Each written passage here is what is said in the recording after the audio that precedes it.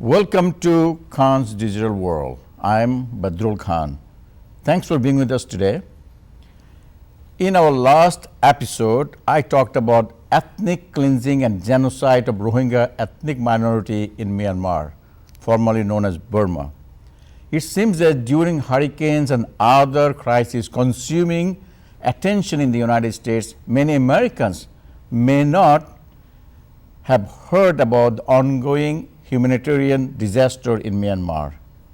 Since August 25, 2017, Myanmar military had launched clearance operation against Muslims in Rakhine state that left over 3,000 dead, many more injured, tortured, raped, gang raped, village been burned, over 500,000 Rohingya fled to neighboring Bangladesh.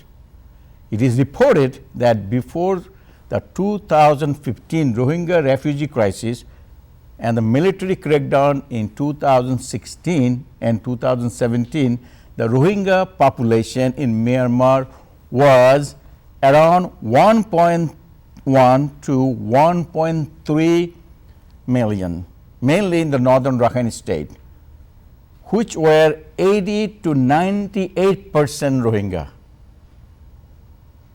Over 9,000 Rohingya refugees have fled to southeastern Bangladesh and other surrounding countries. Folks, listen to this. More than 100,000 Rohingya in Myanmar are confined in camps for internally displaced persons. Let me explain how this ethnic cleansing is being done in Myanmar. The security forces surround a village, shoot people fleeing in panic, and then torch houses to the ground. They burn the houses. For generations, since 8th century, Rohingya Muslims have called Myanmar home. Now, what appears to be a systematic purge, they are quite literally being wiped off the map. It is sad. By the way, it is reported that the attacks against Rohingya by security forces and Buddhist mobs were coordinated and systematic, with the intent of not only driving the Rohingya population out of Myanmar, but preventing them from returning to their homeland. In legal terms, these are crimes against humanity, systematic attacks and forcible deportation of civilians. Today, I have invited Dr. Wakar Uddin. He is professor at the Penn State University in the United States and also Director General of Arakan Rohingya Union. So welcome, Dr. Wakar Uddin. I'm so happy that you are here. Thank you very much. And let me, since you know more about what we know, we want to the world know what's going on. So what is the genocide taking place against Rohingya in Burma? What is the root cause of this genocide? The root cause of this genocide against Rohingya people in Myanmar, Burma, are a few things. Okay, I'll highlight at least a couple of them. First of all, the root cause is the rapidly growing ideology of superiority and purity of Buddhist religion, culture, and their race. That's the primary cause. But there are other causes that has started since 1962. Persecution of Rohingya people, persecution policy against Rohingya people by Burmese military junta. General Ne Win started that. That has provided the fertile ground. The persecution policy against Rohingya has provided the fertile ground for ethnic cleansing. That has risen to the level of genocide now. Well, so what is the current situation? How serious it is? How do you monitor the situations on the ground? What's happening in Myanmar? How do you monitor it? The current situation is dire, catastrophic, and there's a serious humanitarian issues has developed since August 25th.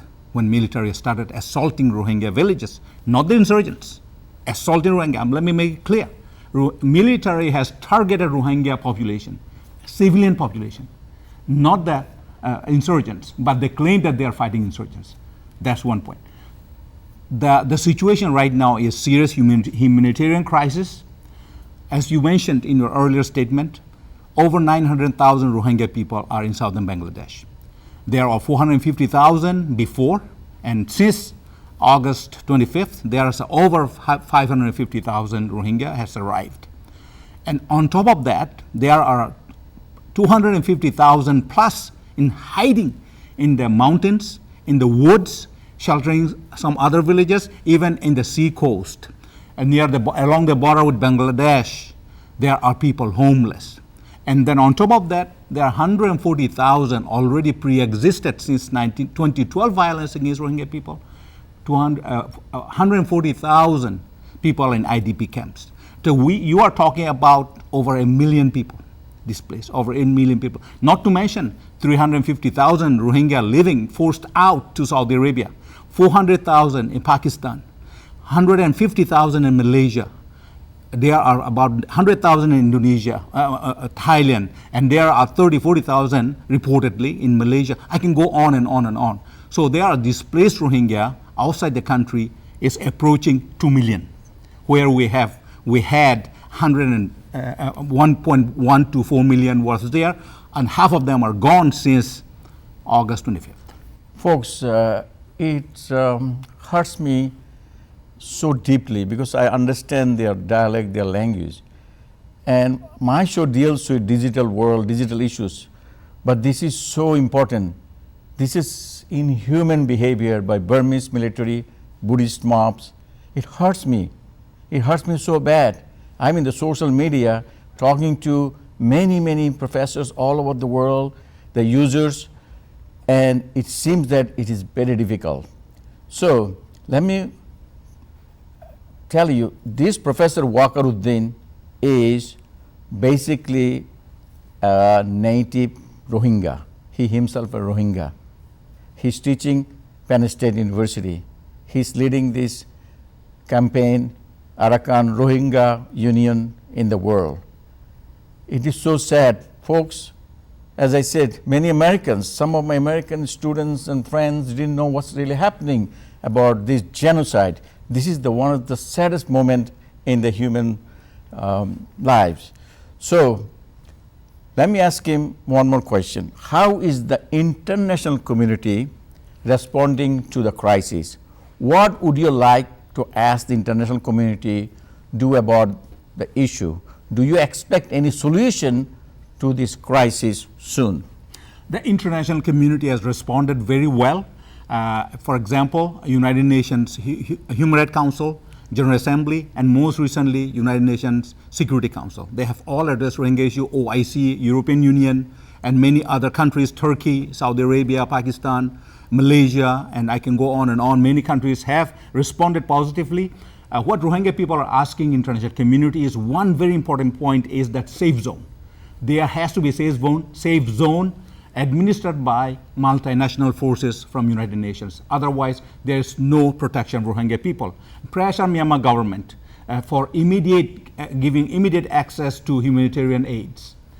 Then repatriation. Those Rohingya people, refugees, need to be repatriated to their original homes, not the camps, original homes in Rakhine state that they need to go back. And then finally their citizenship and human rights violations, all the human rights issues and their citizenship has to be addressed. Well, folks, the Rohingya crisis in Myanmar, formerly known as Burma, is deeper and greater than we in the international community is aware of, due to the adequate coverage of the issues resulting from blockades of the international media in Arakan in Burma by the government of Burma. The Burmese military has shifted its strategy to Buddhist Rakhine militia groups and vigilantes that are still burning down the Rohingya villages and blocking food supplies, as the Burmese government is blocking the international humanitarian relief groups. This is the strangling the remaining the Rohingya population and now forcing people to flee to Bangladesh. safety and starvation, the most serious issues today in northern Rakhine state in Burma. Since Rohingyas recently fled to Bangladesh, were deprived of education in their homeland Burma, I want to help them get mass educated using low-cost learning technologies like e-learning. By the way, folks, this is such a saddest moment in human life. We are living in the digital world. Anything happens is so transparent. The countries who are investing in Myanmar, they have, those countries, all of you know, some are big powers. They are investing in Myanmar. You see, is the saddest moment again. And those countries should be responsible in future. And through this show, and this issue is not getting enough media coverage, through this show, I ask all the academic universities globally to pay attention to this. And I would love to see all of them who are involved in this genocide prosecuted. United Nations should establish something called International Criminal Tribunal to punish, execute those who are involved in this. Thanks a lot, folks. Thanks for watching. I will see you another episode of Khan's Digital World. Thanks again.